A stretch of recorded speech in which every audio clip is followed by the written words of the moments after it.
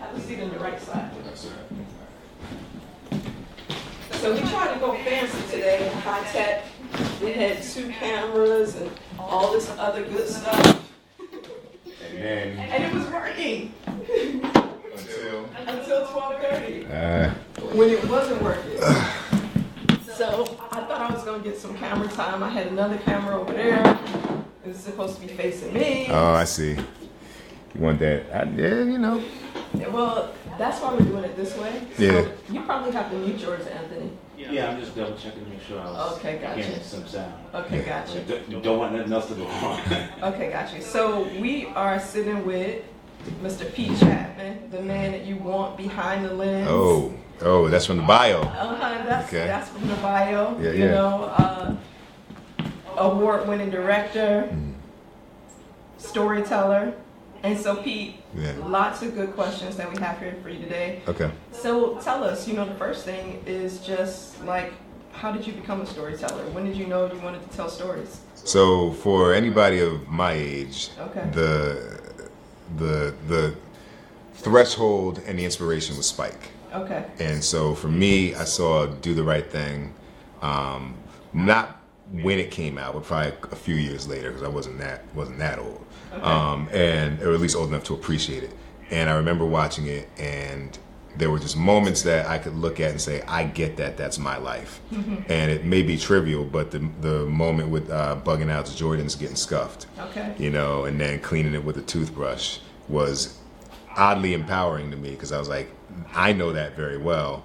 I'm seeing it on screen. It's validating what I live, and it gave me the sense that what I experience could be for others to watch, and other people could have that same feeling. Interesting. And so that was the film came out in '89. I probably saw it and appreciated it maybe '92. In '93, my high school, I took a film class. So we had Super 8 filmmaking, black and white. We would develop the film. We had a TV studio.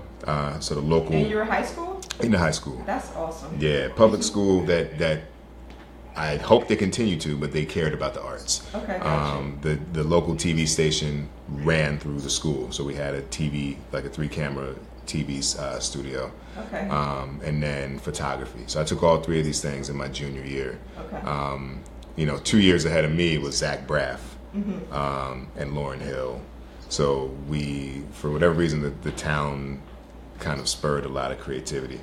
And so my teacher at Columbia High School in Maplewood, New Jersey, George Chase, had gone to NYU, and every anecdote that he had began with when I was at NYU. Okay. So then I looked up, well, who went to NYU? I'm seeing Spike Lee. It's all beginning to connect. Scorsese, Oliver Stone, Chris Columbus, if you liked Home Alone, And so I was just like, well, these are filmmakers that are an inspiration to me. I like their voice, and I decided that I would go for early admission and apply to NYU. And then that's the only place I applied. I got in. And so I knew, long-winded answer, I knew I wanted to be a filmmaker from junior year in high school. And so a lot of folks go to, film school, and they don't have the same amount of success that you've had, especially in the same amount of time. And so how do you feel like, and I know that you've been... I'm older than I look. You've been at this a while, so you've been working very, very hard. But there's a lot of folks who go to film school and they get burnt out from the hustle because of the fact that it's, the freelance type of situation where you may have a lot of work today and then the phones just, and to put it in the words of another member that's in our collective, they say the phones are just not ringing. Yeah. And so how do you feel like, what were those breaks for you, and what did you do to prepare yourself for those opportunities? I mean, I'm going to say this, and I don't know how it's going to sound, but if you've got to be very clear about why you want to do this, right? If you are doing it for something other than a driving, unrelenting, passionate desire to tell stories, then you're going to stop. You're going to quit. Anybody that I know that quit did not have that as their driving focus, because it took, as an example, I mean, I made my thesis film out of NYU starred Kerry Washington, Dorian Missick, Al Thompson, Charles Parnell, all people who work a lot right now. Absolutely. You know, and went to Sundance in 2001. Okay. I thought things would get popping. I was like, oh, I did what they said. I'm the man now. They talked about Sundance, you know, day one at orientation. Right. You know, I did that. Okay. You know, so, but it didn't happen. I won't say nothing happened, but it didn't happen the way that I expected it to. Okay. And so I said, well, what can I learn from that?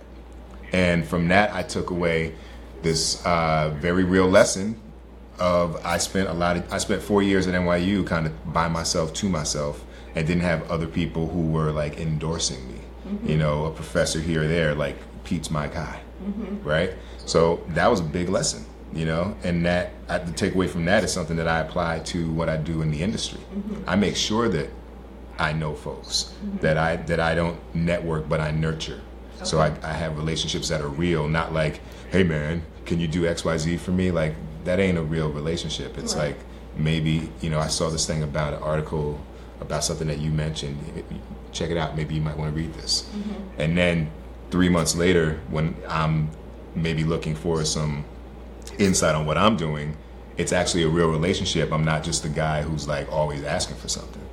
So, you know, I think that if you don't have that focus on the work and the craft, you're not wrong for quitting, because this is a crazy job. It is a crazy It's a crazy job. And so how do you, so you talked about a couple of things. Number one, the endorsers. And then number two, really building relationships.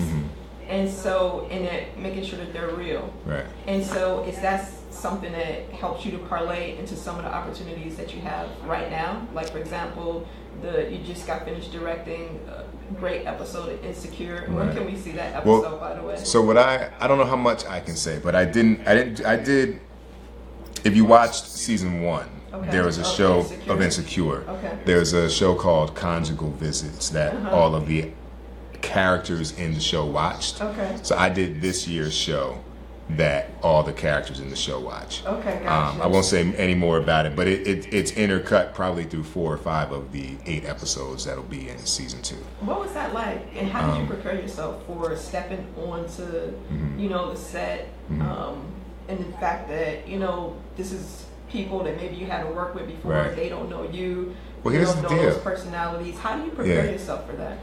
So it's 2 things. One, in terms of nurturing, I like to tell this because it shows how these relationships work. When I first shadowed, my very first shadowing experience was for Silicon Valley on HBO, right? The woman who ran and runs the HBO Access program, Kelly Edwards, was like, hey, are you interested in shadowing on the show? They had picked up my short black card. So I was always like, I love that. trying to see, like, is there anything that, you know, I might be able to learn, shadow on, or the things that you think that I should be doing, knowing what I'm trying to achieve that I'm not doing. Okay. Right? I ask that of everybody I meet, and I've gotten some gems because people know more than me. Absolutely. And so, you know, I shadowed on that. A guy, Jim Cleverweiss, was the producer. November 2015. November 2016, I shadowed on Blackish. The co-EP on Insecure now is Jim Cleverweiss. The AD that I had was the AD on the Blackish episode that I shadowed, and the UPM, Langston Craig, and the UPM is the UPM from Blackish, Heidi McGowan. Okay, gotcha. So I didn't walk in, I walked in and it was like, what's up, y'all? Okay. You know what I mean? These are my peeps, right? Okay. But how do I prepare? As I shadowed, and for those who might not be familiar with that, if you go to dga.org, and I think it's under the Diversity Initiatives tab, every studio has directing programs. And it's an opportunity for, you know, women, African Americans, Latino, Asian Americans to get direct education and access to different to the networks, but also hopefully to different shows that may fit your sensibility, with the opportunity, hopefully, for you to get an episode down the line. Mm-hmm. And so, as I shadowed, sorry, I lost my train of thought. As I shadowed, I always treated it as if I got hired. Mm-hmm. So I would be shadowing a director. I'd have my shot list. I'd have my script marked up. I'd have everything done almost as if I was like the understudy. Like if so-and-so like stroked out, I'd be like, yo, I got shots, okay, you know? Gotcha. And so what that did for me was it made the time more valuable, because I've seen people who shadow and they're on Facebook and, you know, doing nothing all day, intermittently paying attention. Gotcha. You know, posting on the gram. Uh-huh. I shadowed on Grey's Anatomy, and Debbie Allen, who I love, she was a loving drill sergeant, and made me tighten my game even more. Okay. So with those opportunities, it's like I just took what I was already doing and brought it into the Insecure opportunity. So you plot out your shots. You plot out, you know, what are the beats here for the actors? What are the beats for the scene? Okay, wait. I'm gonna stop you one second. Yeah. So let's go back to the shadowing. So you said that you got those opportunities because you went to the DGA website. Yeah. And each of the different studios, they have programs. They have programs. Is that something where you have to? What's the application process? Yeah. So when I did Black Card, that traveled the circuit, and that kind of got me back on the radar from really 2007 when my feature had finished. Mm-hmm. And just to go back to what you also said, I went to Sundance in 2001. I raised $520,000 for my feature between 2001 and 2005. That came out in 2007. I just got representation in 2015. Wow. Okay. Okay. So like, for people who think that, oh, I made a film, I made a short, went to Sundance. Oh, I made a feature with Dorian Missick, Zoe Saldana, Hill Harper, Tanya Pinkins, Bill Sadler, Sean Nelson, Eva Marcille. I didn't get representation. You know, you don't stop. I wouldn't have been crazy if I did. Right. But if you respond to what the universe is telling you from results, you know, like you're not getting these things that you think you deserve or that you merit, then again, that's why I think the people who quit are not the people who really have a driving desire to do it. But so I, with Black Card, I got back in the mix. At the screening here in New York, I met Brett King, who runs the Sony Diverse Directors Program. Gotcha. He was like, you should apply. And it's always due the next day. It's like every time they're like, you go and it's like due tomorrow at noon. So I had to get that together. Are you up till 11:59? Yeah. Okay, I got it. Yeah. Trying to find somebody in the DGA to write you a recommendation. Like, you don't know anyone. Okay, gotcha. So did that. So I did the Sony Diverse Directors Program. I did the NBC directing program. Now, once you get into one, does that help you get into another? Not necessarily. Okay, gotcha. But these folks are a community as well. Every network, for the most part, has a diversity program. And so what they are tasked with doing is trying to find those emerging film or storytellers that might be a good fit for their own shows. Because it's incentivized as well. I mean, the whole impetus for this was like, they did a study, and there were like 800 directors that were hired in whatever TV season, and 7% were not white males.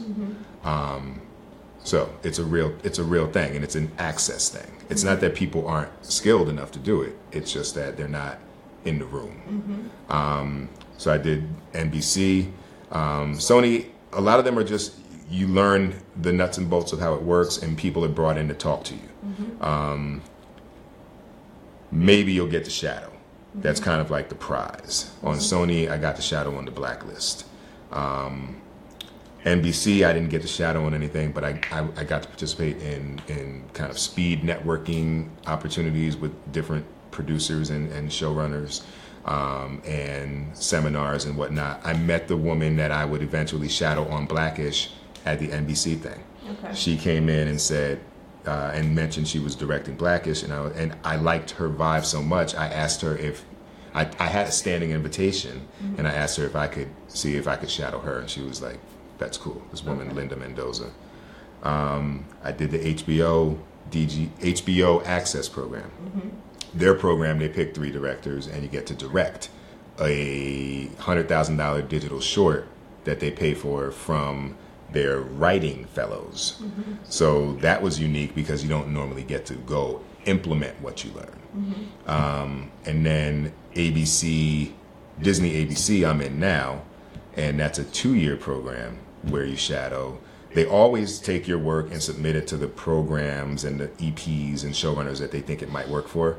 So Kenya, whom I've known, they submitted Black Card to him, and the sensibility made sense. So I got to shadow on Black-ish and Grey's Anatomy, and then I've got another season left on that. But all of these things have kind of it's been a feedback loop because I did a digital series for ABC called American Coco that should be coming out in a couple weeks, I guess. That Viola Davis's company produced, and it's all, you're beginning to get seen by the powers that be, and hopefully the word is good that you're competent and not even competent, that you're talented and you're good at what you do and you know how to be on set and make the day. And I give long answers, but that's great. That's great because I think that this is really, really valuable information. And so, are you ever nervous stepping onto a set? Every day, I wake up. I mean, I guess you can call it going to sleep, but the first day, I wake up every time probably 2 a.m. because I can't sleep. Gotcha. Because you don't want to. What you don't want to get caught out with is being I had a word for this. Overconfident? Not overconfident, but you just don't want to get caught slipping. And because the minute you do, that's like Survivor. You get voted off the island when you caught slipping. Yeah, I mean, because people are on an episodic show. There's 24 episodes. These people have been. I mean, on Grey's, the episode I shadowed was, I think, episode number 290. Right? So they've seen directors come through. And they are familiar with someone who's got their stuff together and someone who doesn't. And you can't fake it. And if you try, you will be transparent. And everybody's looking for a reason to that's not how I want to say it. I was gonna say everybody's looking for a reason not to listen to you, but that's negative. That's not where people are coming from. But they are quickly aware of when they should not listen to you. Because you'll have their performance looking crazy, you'll have the shots looking whack, you'll just have everything off point. And so they have to protect their creative investment and whatever it is, the craft that they're presenting. And so you have to come in prepared to make sure that they feel confident that you were there to enhance what they do. And the thing about episodic TV directing is that you are dealing with a pre-existing creative template. That was going to be my next question. So how do you put your stamp on it? How do your creativity within something that's really already been molded? 290 times before you. You have to pick your spots, right? So like if I had a meeting for a show, and I watched all 3 seasons of that show before the meeting. So I can go into a meeting and be prepared and speak with fluent understanding of the characters, of the way it's shot. Maybe I'll notice a couple things that were unique, and I can bring those up. Like, why'd you do that in episode, 12 of the 3rd season? I noticed you had never done that with music before, and I thought that was pretty interesting. I mean, I've watched so many Blackish episodes that the things that stand out to me are like the use of the voiceover. Like even if you watched College-ish, if you watched the episode where Zoe goes to college, he owns the voiceover and then she takes it. And I was like, that's smart. You're taking the template, so to speak, and flipping it. So you watch, you analyze. If there's anywhere that you can put your thing on it, I think it's interesting to try and find one place that you might be able to do it, but you have to make sure it's a place that you're elevating something maybe that's more mundane than trying to do something different in a spot that has a way of being handled. Okay. So I'm going to open it up to some questions. Oh, please. There's some folks that maybe are putting some questions on the page. I'm just going to check it real quick. And so what's, in terms of, there's a technical aspect where you have to be prepared for, but what about the social aspect? And how do you get people to, begin to trust you, and how do you deal with those personalities? And, talk about a little bit about the... I've learned that you can't, I've learned to not judge what happens on the other side of the table. Because, and in that I mean,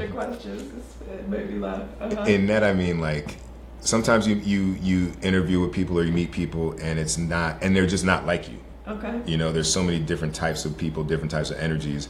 And early on, I might have said, oh, I don't think that went well. Mm-hmm. But then it would just be, no, they were just not, like, they were more reserved. Okay. Like, they may not have responded energetically to anything I said, but I had a really good meeting. Okay. Or there's ones where you're thinking it's great and it's not. Mm. So I've just learned to kind of try and be the best me. Okay. It's almost like an actor. Like, you come in, you audition, and you do that thing that you prepared, and you do it the best you can. It does not matter who is behind that table. Okay. And so trying to take that into how I work.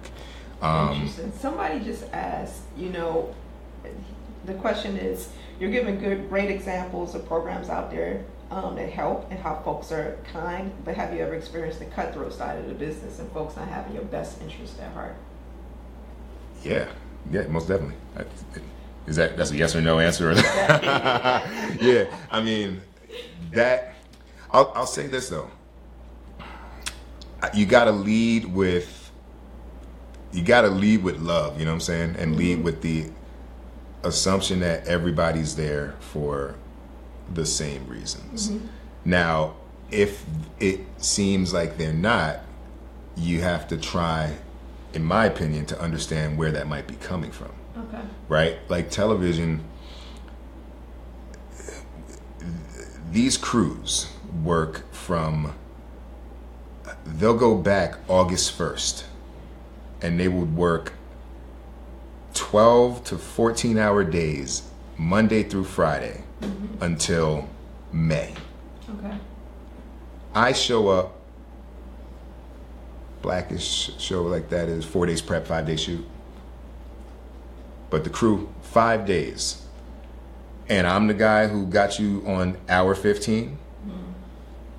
They ain't trying to hear that. For things that you really don't need to do. You don't need to get that 15th shot. You don't need another take. So like, an actor may, so sometimes it can feel like people are coming from a place, but really you got to maybe think about where they're coming from. Now you will run into people who just have it's not their day, or you're not their guy, or they whatever. But even that's coming from somewhere. Right. And so as long as you remember that it's never about you, then you got to just be Teflon, and try and keep it moving, because you'll be done in 9 days, 15 days. They still gonna be who they are. Okay. All right. Somebody said, what did you do to keep yourself afloat while you were waiting for, some of these bigger opportunities? That's a good question. To come your way?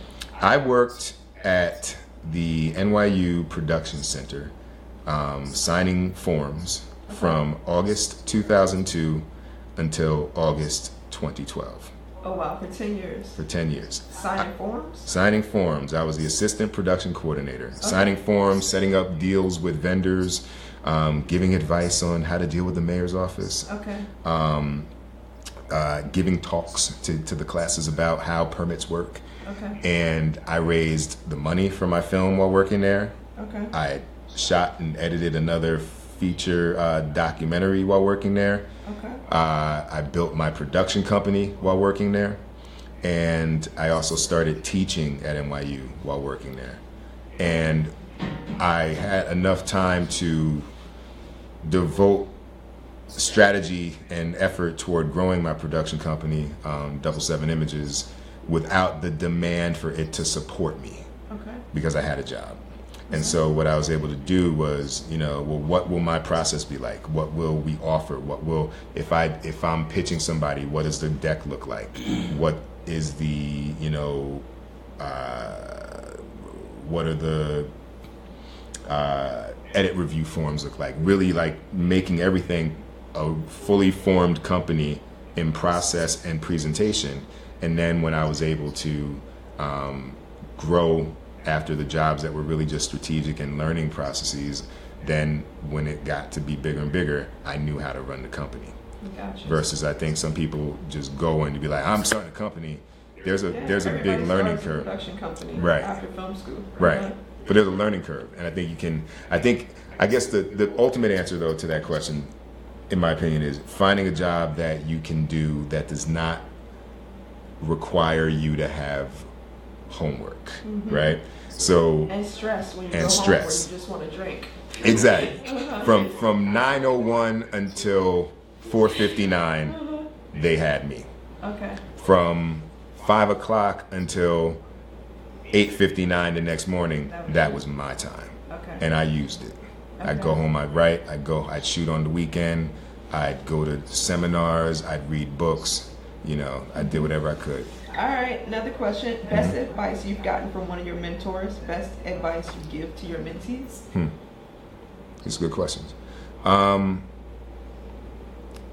this comes to mind. I don't know if it's the best, but I had in the Sony workshop, the day one, a gentleman said, the sooner that you learn, or accept rather, that people in the industry are governed by fear and insecurity, the better you'll understand the business.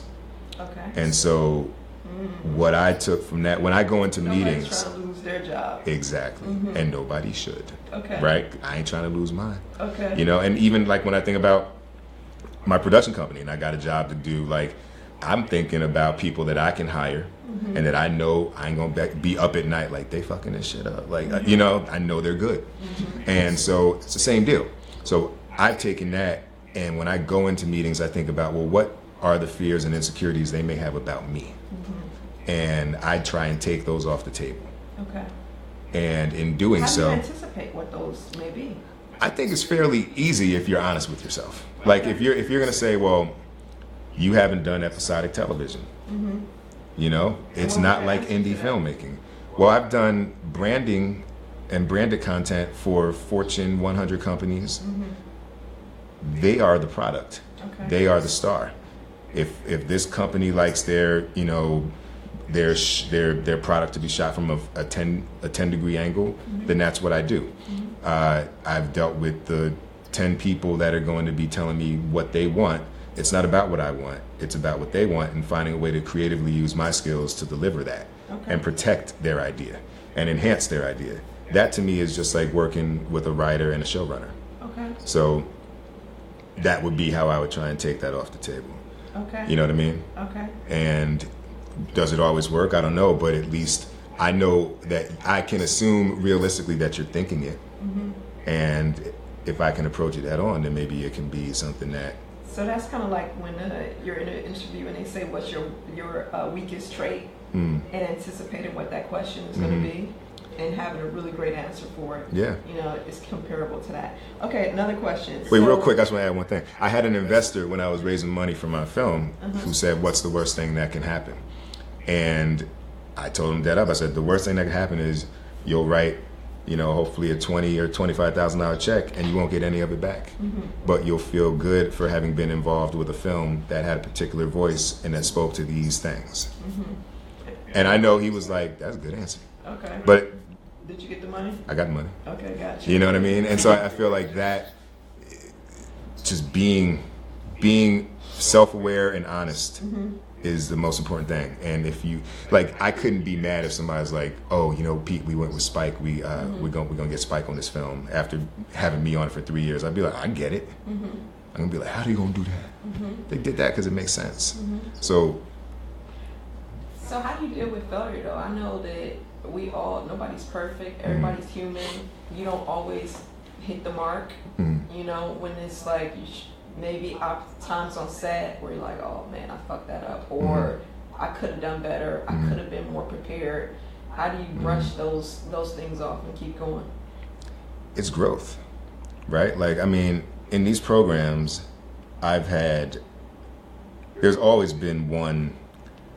I don't even want to call it failure, right? I just learning moment of just learning moment. Okay. I think you got to find. I try and have positive ways of spinning everything, because, you know, any failure is something that you should take away from it, walk away from it, and be able to apply it to the next project and make that project better. So the idea of, you know, you're gonna fail, you're gonna make a decision that ain't the best one.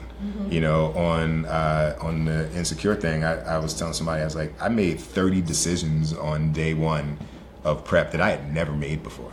Like, I'm not even lying, because they were building sets and they were doing this and blah blah blah, and I ain't never done that before. So I have to know what I'm looking for and try and make quick decisions that are well thought out and reflect what I'm trying to accomplish. How do you not second guess yourself though and stay in the moment and keep moving forward? That's the prep time. Okay. Because you got to remember, like, you have to remember you prepped and you did your job. You've thought about this. Okay. You know what I mean? So the fact that it's like if you're in a boxing match, right? Like you trained for all that time. Now you got hit and you're like, oh, all right. That hurt. That's young. Wait a minute. Now I understand what that right hook's about that we were talking about. But that doesn't mean you say training goes out the window. Okay, gotcha. All right, we'll take one last question, because I know you got to get out of here. What's harder, getting started or being able to keep going? They are the same to me. I think they are.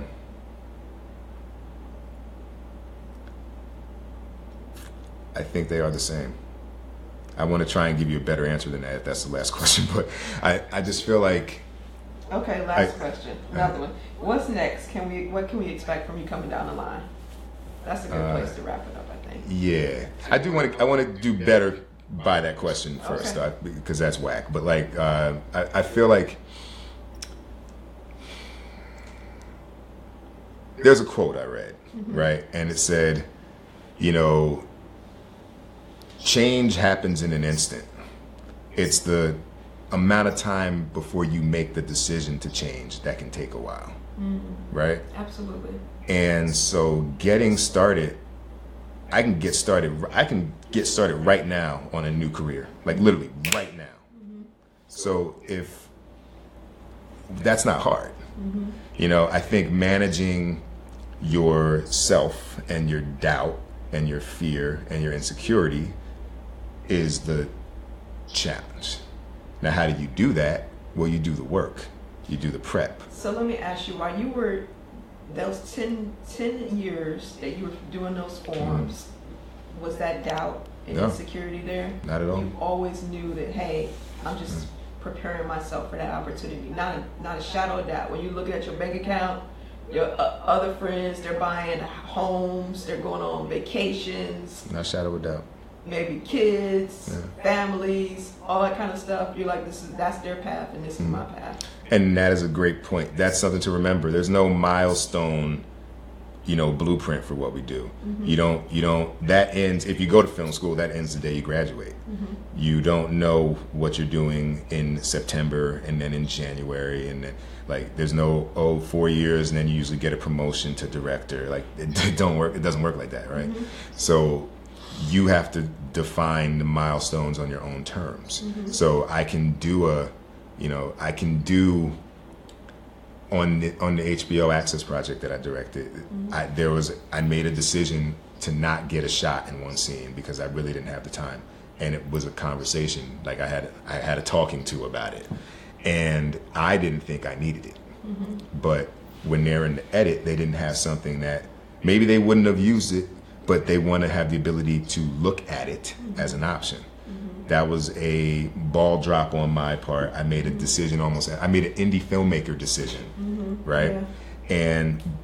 But having done that that was a great takeaway for the next project I did. Now the next project I did, I had a, you know, not the best moment in response to some requests for like, you know, shot lists and whatnot. Now I walked away from that knowing how to navigate that properly in the future. So now it's like from those two mistakes, right, or failures, I know exactly what shots I better have. I know how to, and what I need to give everybody so they feel that I'm prepared. Because sometimes it's not about the thing. It's about people having what they need to feel comfortable through the day. Perception. And right, you know, and so. Yeah, I'm like I've gone so far off path here, but great. All right. You know, that last question was what can we look for of yours coming up? Yeah. Well, I mean, so Insecure will premiere July 23rd, if I'm not mistaken. After, I guess after Game of Thrones and Ballers. You sit at home and Ballers. watch it when it comes on. I will watch it most definitely. Okay. Yeah, and I watch party. Come on, guys, my episode is on. Well, I mean, I don't know if I'm gonna have a watch party, but I'll be there. I'll be there on the couch. And I watched every episode last year the same way. Okay. The Blackish episode will, I guess, be in early next year. Is Tracy Ellis Ross as crazy as she seems? Is wonderfully crazy. She's great. She's great. And when I shadowed, that was just a really great crew. Everybody, you know, I like to stand back and not get in the way. She came up and introduced herself, which was great. Anthony Anderson, same deal. Got to talk to him. Great crew, Jennifer. Jennifer. Oh man, she's great. Blackish is coming out. Yeah, but it'll probably come on the air in the winter of 2018. Okay. And I've got an indie feature that I'm writing. We've got an indie feature that one of my good friends, Candace McFarlane, wrote that I'll direct, that we're trying to line up now. And you know, Black Card we're trying to put together as an episodic as well. That is awesome. Thank you. Yeah. That is really, really awesome. And with that, I'll say my final thing is that I think that there are now so many levels where you can create, right? You can go right now and make a web series on a DSLR, right? You can make a short film. You know, I spent a little bit of money on Black Card, right? But I had very specific intent, which was it's been X amount of time since I made a feature. I want to do something that has a visual look that is of a high production value, has certain elements of like costume and some action, so to speak. So if the chips fall right, you know, potential TV folks could look at it and be like, oh, he could go ahead and do an episode, right? So you got your cheap stuff, no budget. You got your low budget. You got your micro budget feature. Maybe you got a huge feature that needs millions of dollars. But you should always be creating something, and you should always have something that can go quickly at any of these levels. Because I could be talking about doing the web series and meet somebody who could fund the $1 million script. I could be working on the $1 million script and meet an actor who could be in the web series. I don't want to handcuff myself because I think, oh, I only do this and I only do that. The themes that are important to you can be executed up and down budget levels, you know, so don't get constrained by, I don't have enough money to do it this way. You could take any idea and simplify it. And by doing that, I'll say that I know a lot of people who have really great, you know, their laptops are portraits of beautifully written projects that have never been made. I know folks who've had their learning happen through finished films on Vimeo or on DVD or whatever that will always be better and more effective than your unfinished project on your computer because it can be considered. So it's up to you. And if you do the work and get your stuff out there, you'll find that you start pushing things forward and opportunities that you never thought would come your way begin to come your way because you're saying, I'm a storyteller, and you're proving it. And how about the fact that you are a storyteller and you may be a great storyteller, but you don't have the budget really to tell it at the best level, you still put that stuff out there, even though. Yeah, but that's the thing. You don't need a promotional video of about 5 minutes on a stage on a white cyc, and it's one of the best pieces I've made.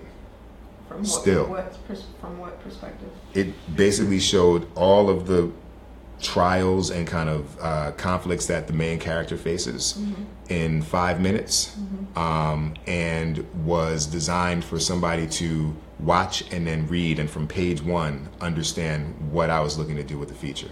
But you could also watch it as a standalone short film. And it was just, to me, it was good writing and good acting. Gotcha. Thank you so much, Pete. Thank you. Really, really appreciate you coming in today. Thank you. Thank you. All right. Can you stop this?